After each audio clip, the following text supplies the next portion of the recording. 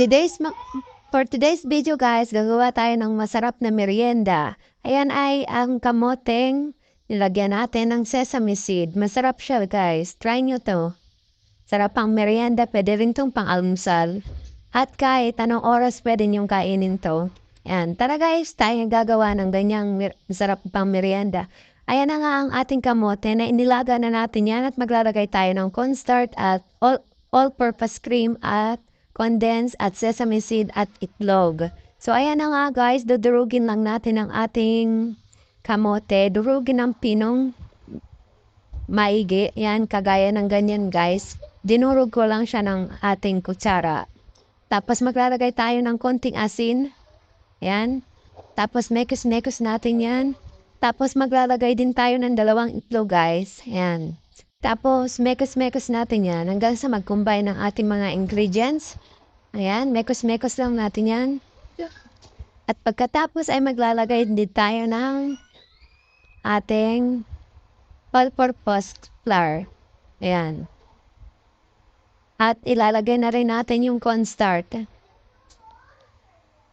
Ayan. Pagkatapos niyan, ay haharuin nating maigi ang ating mga ingredients para mag-combine sila.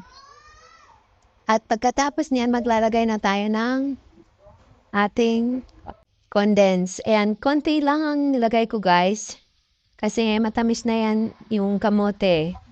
Tsaka, pagkatapos natin halu-haluin maigi yan. Pasensyahan nyo na guys ang aking voice over. Naglalaro ang mga bata kaya maingay. So, ayan na nga. Ayan na siya. At ating bibilugin yan.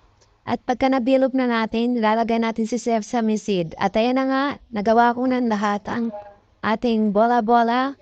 Amoteng bola-bola. Yan, lagay natin si sesame seed. Tapos magpapainit na tayo ng pan para ating pipetuhin na. Yan. Low heat lang yan guys. Kasi para hindi masunog. Kasi yung sesame seed, madali siyang masunog. Kaya bantay-bantayan na lang. Tapos yan, babalik na rin lang natin yan. Masarap na pang merienda to guys. Tapos may kasamang kape or soft drinks. Paala kayo kung anong trip nyo. At yan na nga guys, ang ating finish cooking sa ating pang merienda. Hindi ko alam kung anong tawag yan. Basta kamote. Kamote delight na lang. Yan. At kung nagustuhan nyo nga ang video ito, huwag niyong kalimutang mag-follow. Salamat sa panonood. Thank you so much. Tara guys, kain na tayo.